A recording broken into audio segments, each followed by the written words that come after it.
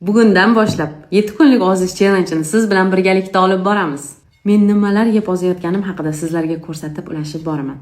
20 kilogramm vazn tashlashni o'zi bo'lmadi qizlar. Ideal vaznimga yetish uchun hali yana 20 kilogramm tashlashim kerak. Ertalab turamiz. Ertalab turganimizda 1 stakan suv, 1 stakan choy ichamiz. Yarim soat ichida tanaga oqsil beramiz. 2 ta tuxum, 5 qoshiq grechka, pomidor bodring. Obedga 1 bo'lak non, yarim kosa har qanday suyuq ovqat va pomidor bodring. Kechki taomni hozir siz bilan birgalikda tayyorlaymiz. Iceberg karomga tvorojniy sirni suramiz. Tvorojniy sirni surib, pomidor bodring qo'yamiz. Albatta oqsil bo'lish uchun ozgina go'sht qo'yamiz qizlar. Va chiroyli qilib o'raymiz. Hozir endi buni mazza qilib yeb olamiz.